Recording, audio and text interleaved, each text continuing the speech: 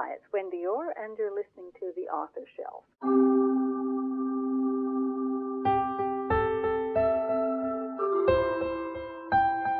The Author's Shelf. The Author's Shelf. The Author's Shelf.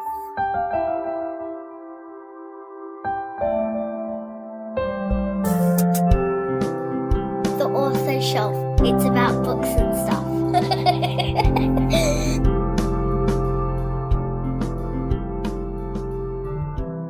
It's time to introduce today's guest. Now, Wendy Orr was born in Edmonton, Canada, and grew up in France, Colorado, and the USA. From the age of 6, Wendy was consumed by the written word. She loved reading and writing and knew that she wanted to be a writer when she grew up. Wendy was always writing stories, plays, poetry, and reading. Although Wendy was sure she wanted to write once she finished school, the thought of studying journalism didn't appeal to her.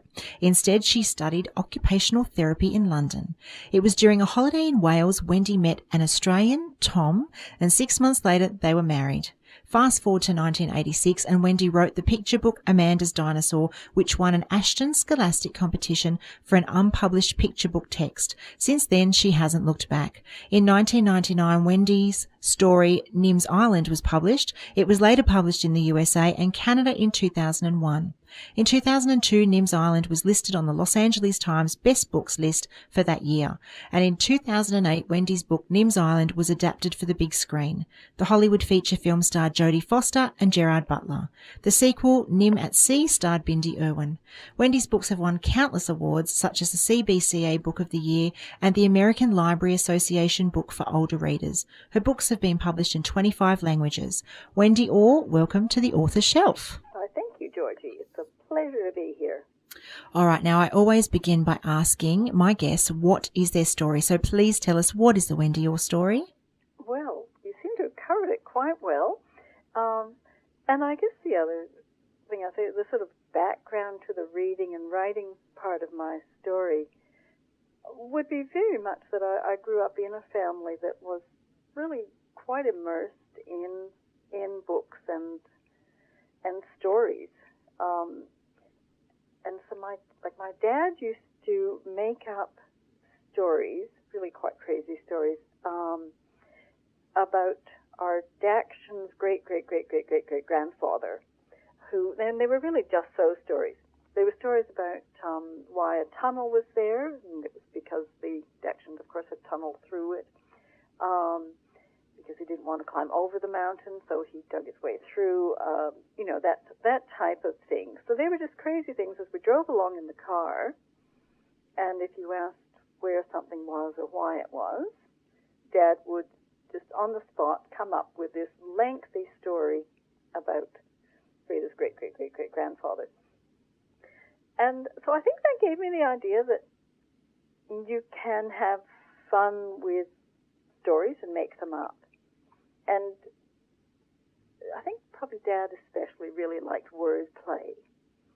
And so there was a lot of that. And Mum read us classics. I mean, not just absolute classics, but Mum read us bedtime stories probably till I was about 12. And I'm a really great believer in reading aloud to children. And I certainly followed that through with my own children.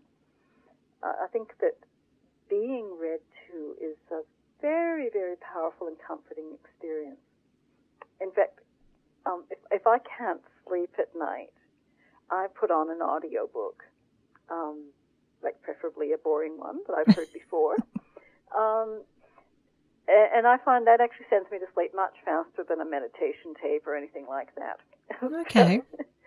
And in fact, it struck me a while ago, several years ago, I was visiting my parents, and something came up, and we were talking about it, and it was just my mum and Dad and me in the kitchen that day, and Mum went off, got Winnie the Pooh down from the shelf. We must have been discussing something about it, and she read us a chapter of Winnie the Pooh. And it was just such a lovely feeling to go back to that with the three of us. So taken straight back to your childhood. It really did. It was just really, really lovely. So And do you think that history with books and storytelling with your parents helped you want to become a writer? Oh, absolutely. I think,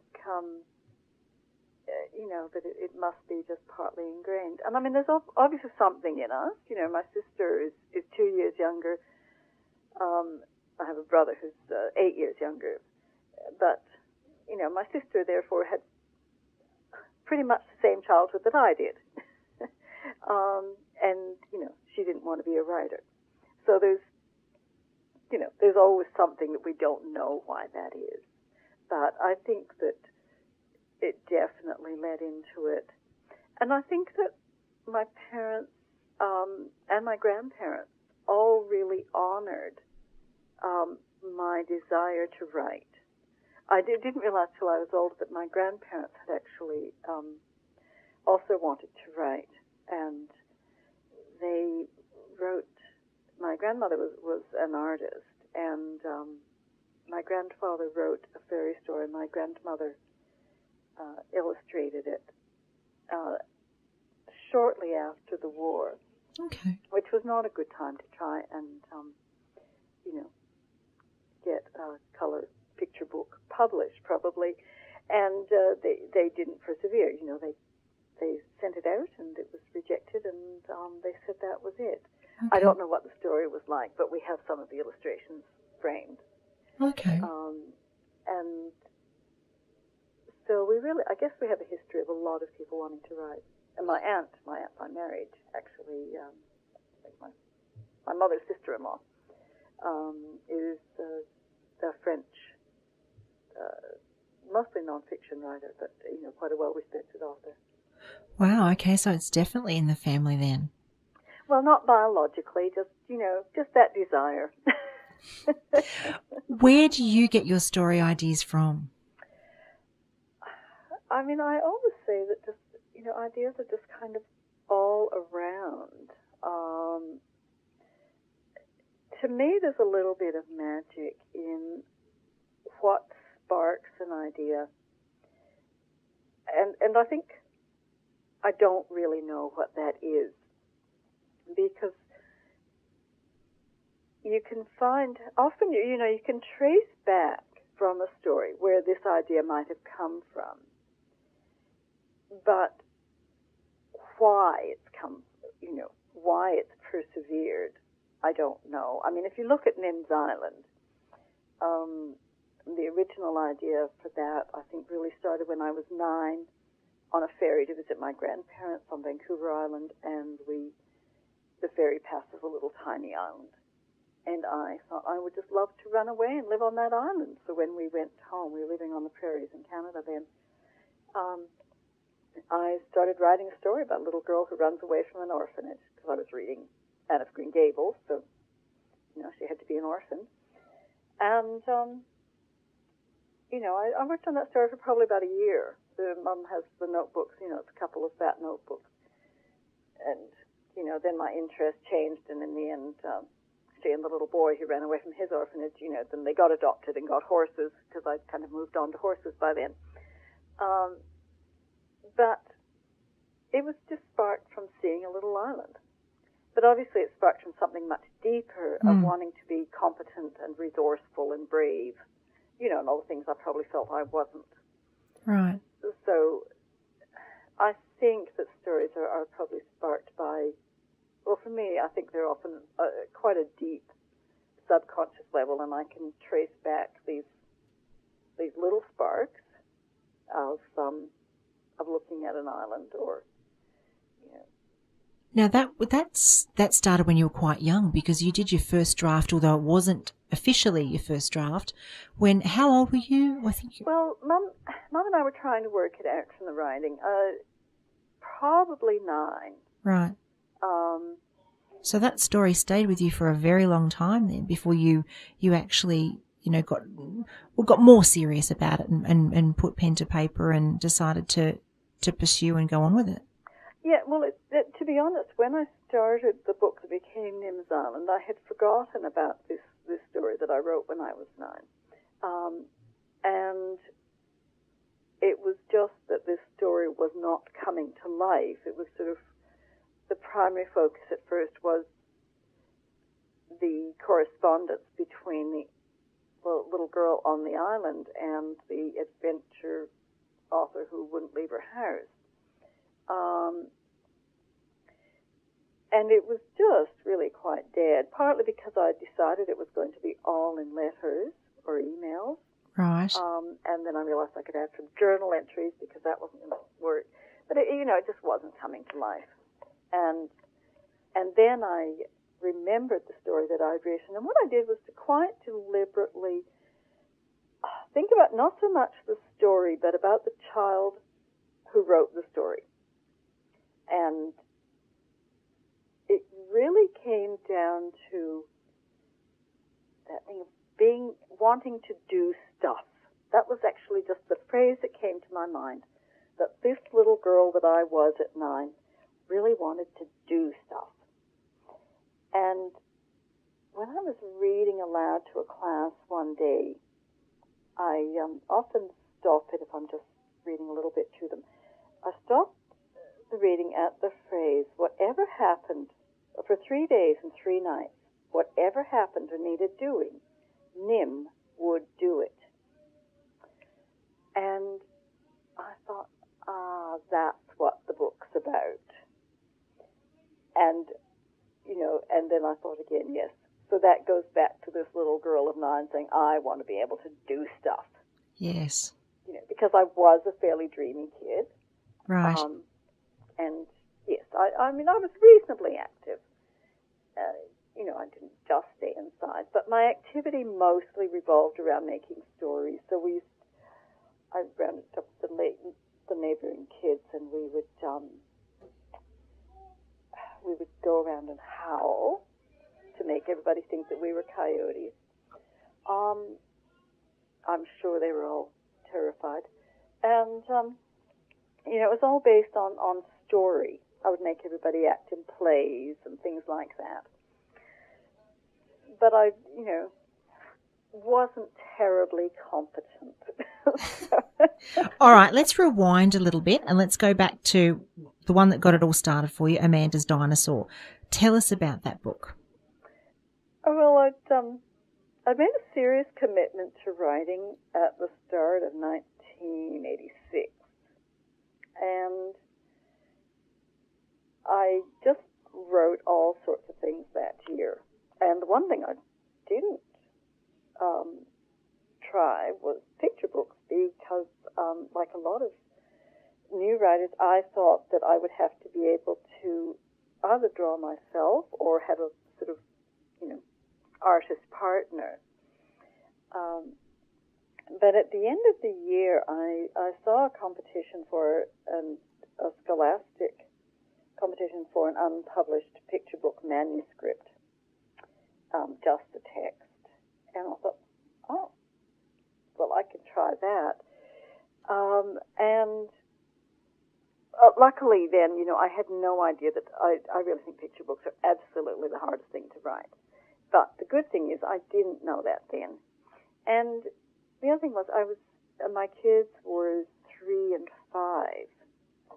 So I was kind of immersed in picture books. I also used picture books a lot at work. I was an occupational therapist working with developmentally delayed preschoolers. So I was using very simple picture books at work and more complex ones at home. And they were just kind of like a natural expression for me. And so this text actually won, which was wonderful. And as I say, the rest is history. Well, it wasn't quite such an easy history, I'm afraid to tell you, Georgie. No, I know. You think that, you get that first book in and, wow, you've got it made. And the book actually did quite well. It sold to the U.S. Scholastic, and it sold huge amounts of copies, which I received small amounts of money for. And, it did quite well. It was in print for probably 18 years, I think. That's pretty good. But it's one of these stories where the commissioning editor moved out of commissioning, and sort of right after commissioning Amanda's Dinosaur, and the who took her place didn't really like my work that much. Okay. And then I had a sort of disastrous time with a company who took a lot of books, and they became an educational publisher the day that I submitted a manuscript to them, and they changed from trade to education. And they commissioned, I think 15 books from me. Okay. But I didn't have an agent, I didn't have any know-how, and I didn't have any contracts. And at the end of the year, they got a new editor in, and she threw out all the previous editors' work. They then wrote and got some of them back, but they were very, very badly published, and they don't have my name on them because I refused when I saw the finished product. But then I heard, I think, anyway, I submitted to HarperCollins, where the editor who had taken Amanda's Dinosaur was now the publisher. Right. And then it was kind of the rest is history. Okay. That was sort of when it really started. But it was a grim couple of years in the middle. So many stories I hear like that from authors. Okay, tell us, how did you celebrate when your first book, when Amanda's Dinosaur was accepted and published? How did you celebrate? Well, I think the story of the celebration actually starts with my husband, who opened the mail. He drove his tractor down the driveway and picked up the mail, opened the letter, and I think because of this is, of course, before mobile phones, yes. 1986, or I guess it was January 1987 by then. And he was so excited, he drove on up the neighbor's driveway. These driveways were sort of each about half a kilometer long. Right. And just screaming, she told me later, Wendy's going to have a book published. And he rang me he jumped off the tractor and rang me from their phone. Rang me at work. You're going to have a book published. And what was your reaction? Oh, were you as excited as he was? Oh, absolutely, absolutely. It was just sort of, yes, it was just unbelievable. And I think maybe nothing really quite equals that first one. The first one. It's just so special because I think I fluctuated between this absolute belief that I would be an author one day and, disbelief that it would ever happen. The two things at the same time. Yes, sitting on either shoulder. Exactly. Yes, okay. And so I think, we had a friend had a party for me, and we had a cake with a dinosaur on it. And, we lived out in the country then. I didn't know any writers. I'd never met another author. Never been to any kind of writing thing, and wouldn't have known how to introduce myself to a bookstore. So we had a little party, and the local paper came out and interviewed me, and it was all very sweet, really. Yeah, I was very touched. I'm quite sad. I think I've lost that little dinosaur now. But, never mind. I still have the book. Well, that's good. All right, I want to go back to Nims Island for a second. Now, you tell us, for those who are unfamiliar with Nims Island, tell us about the story. Well, Nim lives on the most beautiful island in the world with her dad. Her mother was drowned. I don't use that nasty word in the story, which has actually confused a lot of children, and they keep hoping that Nim's mother will come back. Okay. But her mother drowned when Nim was tiny, when she was doing scientific experiments with whales. And the mean Trophoturus scared the whale. So Mom drowned then. And Dad put the baby on the boat, and they sailed around the world until they found this most beautiful island in the world. And Nim lives there with Jack, who's a scientist, and her pet marine iguana, Fred, really stays a baby. It's a little bit of liberty there. I decided Fred did not grow up to be a 2-meter-long male marine iguana. Okay. He stays kind of little and cute. And the sea lion, Selkie, who is really kind of like Nim's nanny when Nim was a baby, and now she's her friend. Jack goes off to sea at the start of the story. He's just going to be sailing for 3 days and 3 nights and looking for plankton.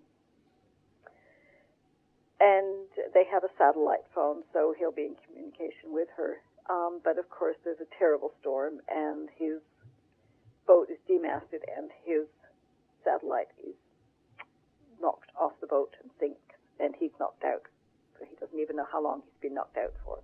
Oh, my goodness. So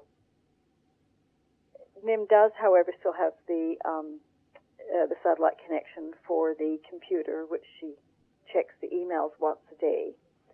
And the adventure writer, Alex Rover, has written to Jack to ask his advice for an experiment. And Nim carries on the correspondence with this adventure writer, Alex Rover. Now, because of the name Alex Rover, Nim, like many fans around the world, believes that Alex Rover is really the hero of the stories. And people do believe amazing things about authors. But Alex Rover is, of course, an agoraphobic woman who, doesn't actually do any of these things except in her head, and that's why she writes to people like Jack to ask for advice. But eventually she realizes that Nim is injured, gets injured in the course of some of the experiments, and Alex heads across to save her. Of course, in the end, Nim has to also save Alex.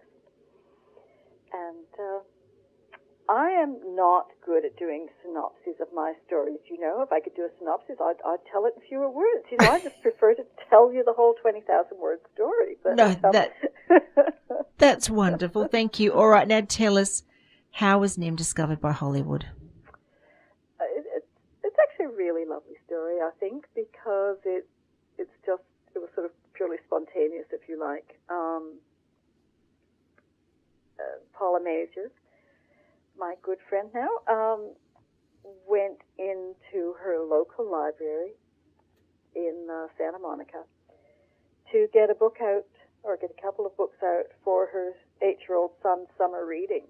And because Nim's Island had just been in the Los Angeles Times best book list, there were new copies in every library in Los Angeles.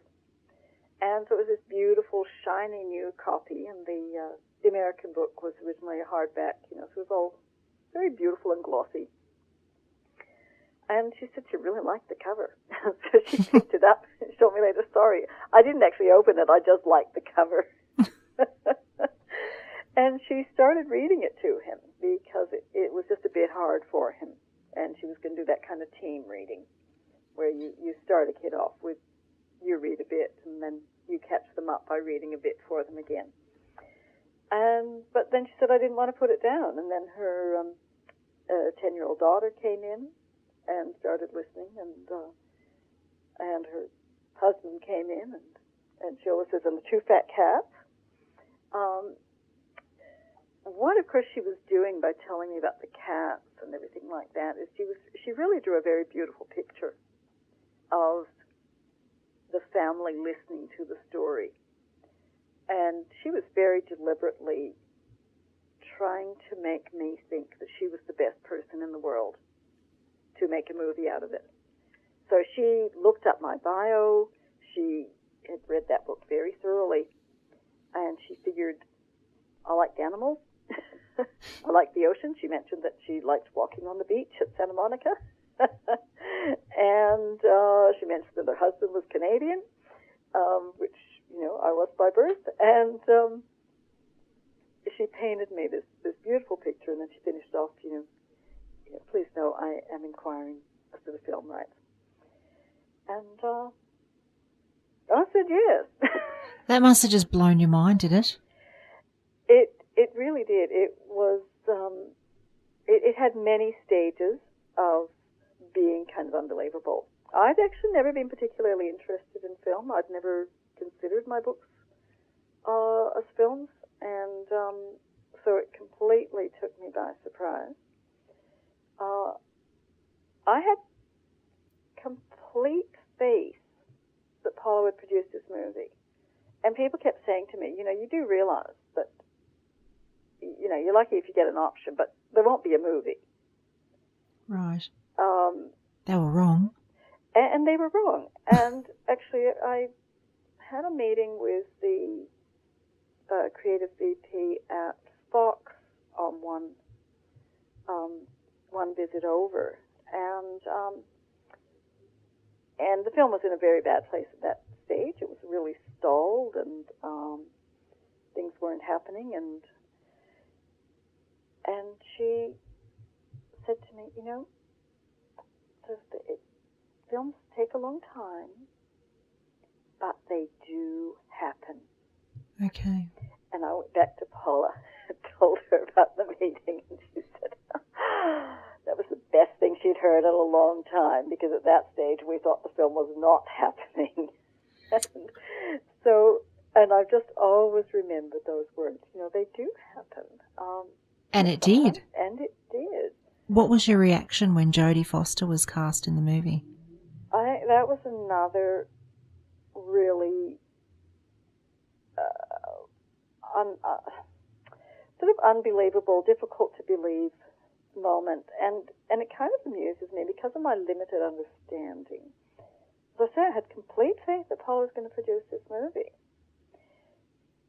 What I didn't understand was that by the stage, the budget kept growing and growing. It started off as quite a small budget movie, and it kept getting bigger. I kind of figured, you would keep expenses down by not having somebody quite so big. Mm. I didn't realize that once you get that big, you need to then put more money in it and get somebody big. Right. But I think, just to have somebody that even I had heard of and could picture, have somebody of that caliber in my movie was truly mind-blowing. And for me, there was a little bonus that she actually looks a lot like my Alex Rover, which is totally unimportant and irrelevant to everybody except me. Right. But it was actually really nice for me that she looks a lot like my, apart from the fact that she's, just a much sort of braver person herself, but, she actually physically looks a lot like my Alex. And so that was amazing. And she was just so fantastic. Were you able to be on set during the filming? Yeah, I went up. I had 2 sessions on set for that first one, and it was amazing. I mean, I was so emotional the first time to see my characters come to life. Right. And I think the first time that I actually arrived on set, I arrived just as Abigail Breslin, playing Nim, was running through the rainforest with Fred on her shoulder. A little bearded dragon plays Fred. Well, four little bearded dragons took turns playing Fred. It was a scene just exactly out of the book. Right. There were no differences. There were, it was just exactly Nim running through the rainforest. And I think to arrive at that sort of really kind of natural scene, it just kind of set it for me that they were my characters, and they were alive. And they were right in front of you. They were right in front of me. It was surreal. All right. So what's Jodie like? Is she? She was tremendous. The first time I met her, I was the CEO from Walter Media had come out for a few days the same time that I was there, and he'd sort of sent a runner to ask me to meet him. And Jodie Foster was sitting, we were out in the middle of the rainforest, but she was sitting there just sort of beside us. But, you know, she's working. I wasn't going to jump up and say, oh, hello. And so I was talking to the CEO, and then she suddenly jumped up and she said, "You're Wendy. You wrote the book. I'm Jodie." And I said, "Oh, I guessed." But, I mean, she was delightful, and she really wanted me to know that it was the book that got her son into reading. Wow. She's a very keen reader, and she'd really thought that her oldest son was just not going to be a reader. You know, he could read, yes, but he didn't see the point of reading for pleasure. Okay. And then he read Nim's Island, and he liked it so much he read it to his little brother. That's a nice compliment. That was wonderful. But no, she was, you know, she was just really easy and natural to be around, and really fascinating to watch her work. You know, just doing these scenes over and over, and you just see this sort of tiny change in how she was interpreting something, and just, yeah, really, I think it's fascinating to watch anybody who is really, really good at any craft, even if this was something that hadn't interested me. She was just fascinating to watch. And what was it like working with Bindi Irwin for the sequel? Well, very much the same. She's such a sweetie, and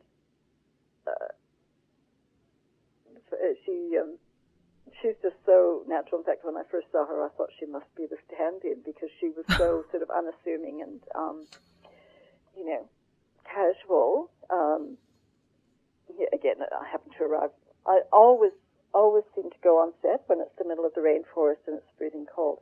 And this time I arrived when they were setting things up, and you know, Bindi was not actually acting, and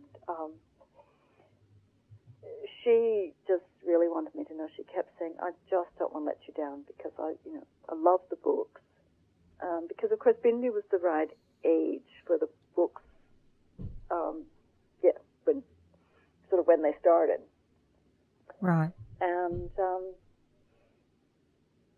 well, probably not actually when the first one came out in '99, but yes. But when the first movie came out, Bindi was sort of very much the Nim age.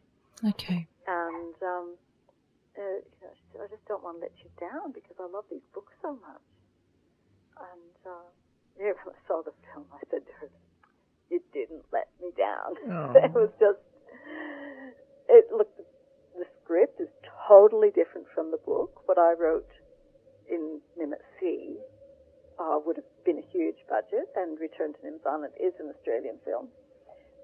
It's a much smaller budget, and you know, things had to be changed, and so what they kept was kind of the spirit of the story, right? And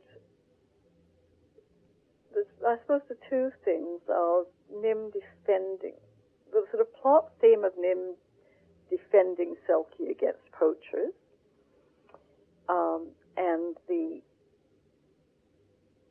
deeper theme of Nim learning to interact with humans. Okay.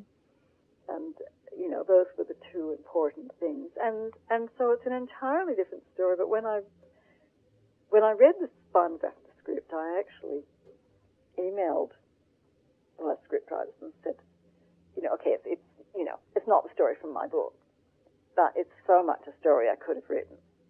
Right. And that was the feeling. Because I knew the script, of course, by the time I saw the movie, I sort of totally forgot that it wasn't my story. You know, I was just totally, oh yes, that's my Nim. I mean, she's obviously grown significantly. Yes. Because, kids get older and it takes a few years, you know, between contract and movie. What do you love most about being a writer? Actually working on the story. You know, just being inside that new story, especially when it's quite new and it's so beautiful in your head before you actually start to pin it down. down and Yes. kill it. That kind of shining silver ball of story that's just evolving.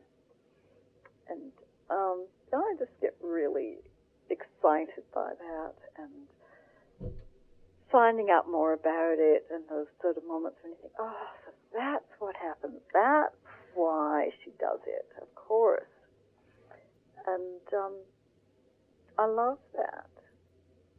And I actually really like working with my editor, like most of the time. I mean, obviously, you have those moments when you think, oh, how could she possibly say that? But I love that interaction again when we're finding out about the story. Right. I mean, it's just like having, coffee with friends sometimes. You're just thinking, you're finding out these fascinating things about your friend's life. And then you get to shape it if you don't like it, so it's even better. It's actually the writing that I like. The other things are nice too, but it's just living in that story. And the words themselves, finding the voice. The new book that I'm working on, which I started 2 years ago, before I started Rescue on Nims Island. Right. And then came back to it this June. I don't know if I've got the voice right yet, but when I had a sort of insight that the sort of 5 starts that I had in 2012, that I just wasn't quite happy with any of them. And then when I had an insight into how I wanted the voice or one part of the voice to be, and it was just so exciting. Yes. Doesn't mean it'll work. You can get really excited about an idea, and it's so brilliant and it's so beautiful, but it doesn't always work. Okay. Which is kind of hard to believe, because when you get that blinding light, obviously it's going to work. Yes. It doesn't always work for everybody else. No, it doesn't. What's the best piece of writing advice that you've been given? I think to listen to criticism, listen to advice, but remember that it's your story, and that you have to be happy with that advice. The advice may well be right, but you have to get your head around it. And you can't write what you don't believe. Okay. I'm sorry, that wasn't very concise. No, that's fine. That's fine. I do a lot of editing. All right. What's one word that sums you up? Oh, one word that sums me up. Oh, God knows. I love this question. It's such a difficult question. It throws all my guests. It is such a difficult question. And I'm going to say, which sounds ridiculous, I'm going to say serendipity, because it's a word I like. Because I do believe that so much of my life has been bizarre coincidences, with just serendipity of, meeting my husband as we walked past each other in a youth hostel, of deciding that I would actually go to England to study. Well, I didn't decide to go to England to study. Deciding that I would go to England rather than doing an exam in a course that I was hating. Okay. So I camped out and jumped on an Air Force plane and went to England, and as planned, it was just that I was supposed to be doing an exam at the time. Okay. And, then I decided to stay and study in England, And it was the same with a lot of my writing. It's sort of, I think sometimes I'm just somebody who follows what seems to happen, Okay. Bright, shiny object. Wendy, you conduct writing workshops at conferences around the country. What's the one common question that you get asked by emerging authors? Is there one thing that they just keep asking and asking? We can skip that one if you like. I just thought there might be, because I know you do workshops, and I thought there might be something that, the one thing that you keep getting asked all the time, and you just have to keep repeating it. But that's all right. Well, I have some ideas. There is the thing about writer's block. Right. Do you want me to talk about writer's block? You can, but I know you don't believe in writer's block. No. So you can say that if you like, or I can just move on and talk about your book, Peeling the Onion. Oh, you can talk about that if you like. All right. Wendy, tell us about Peeling the Onion. Well, I don't think serendipity is quite the right word for that one, because I had a really catastrophic car accident when somebody went through a giveaway sound at about 140. Ouch. And so I broke my neck, fractured my skull, left thumb, right ankle, left ankle too, actually. Quite a lot of stuff. And all my balance systems. So yeah, it was pretty devastating accident. And however, I decided that if you have that much experience, you need to write about it. Now, again, I think it's important not to listen to too much writing advice. I think that probably I would say now that I wrote that when I was still a bit too raw to write it, but the book actually turned out really well. So, sometimes it works better to do what you actually want to do. And I decided to give the accident to a 16-year-old girl. While I was writing, I knew that she had to be 17. And that was incredibly difficult because I knew that 18 would just be an absolutely devastating time to lose all your independence. Yes. And I just found it very, very difficult to make myself change her to 17, but it was what she had to be, so I did eventually manage that. I did want to some extent, point out that although Anna, my character, doesn't, she's not wheelchair bound, she's not a quadriplegic, or a tetraplegic now. Pain itself and just general loss of mobility because of balance and things like that, neurological problems. I slightly simplified my own neurological problems to give to Anna, but they're still fairly complex. I want to show that we don't have to have incredibly obvious disabilities to actually be quite disabled. And I had, of course, no idea that the book was quite as autobiographical as it is. I felt that because she was 17 and I was 37 and she was a high school student and I was a mother, occupational therapist, and writer, I thought we were quite different people. And it's true, Anna is not me. She's not me at 17. She is quite a different person. However, her emotions and feelings about the accident and her future and everything were really very much what I went through. So it was a massive gamble to some extent writing it, because I knew it was going to be horrific to write. It was not particularly cathartic to write because I was writing for publication, and I don't believe the two things are compatible. Right. But I felt very strongly that I had to tell the truth as I saw it. I didn't want to pull back.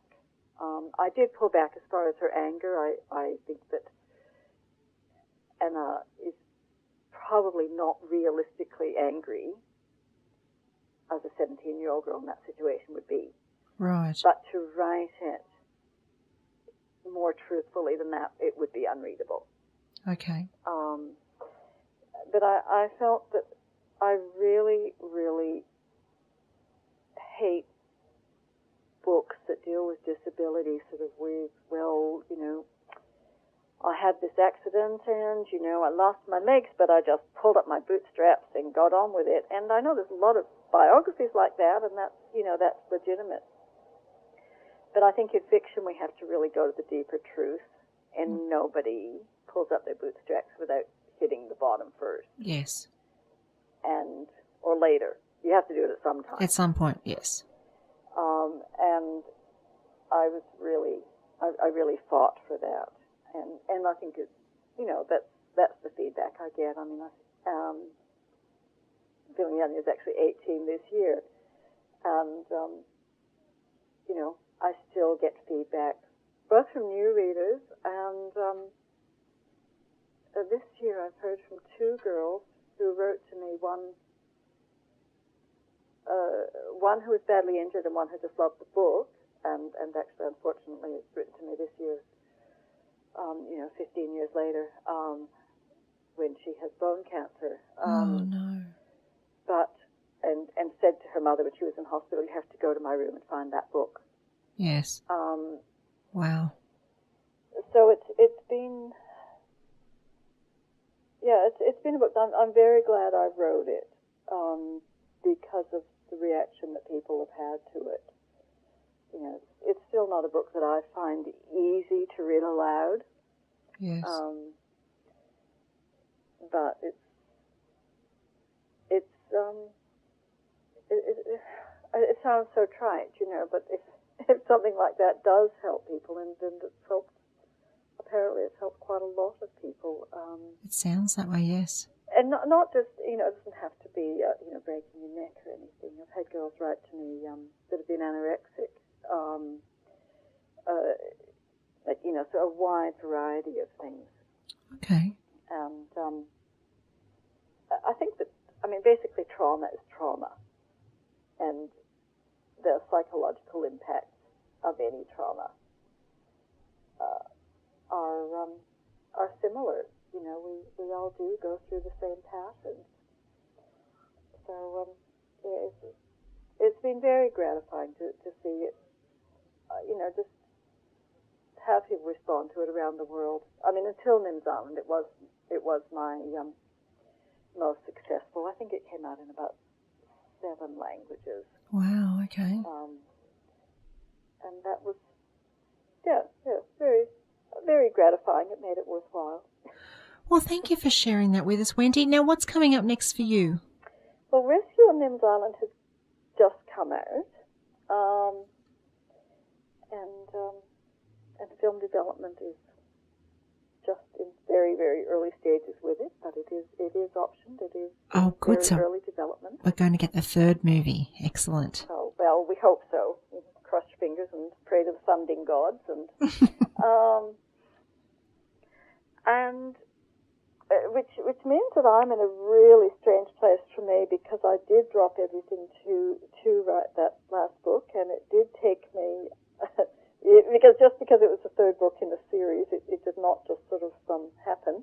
Right. And it took me 20 months.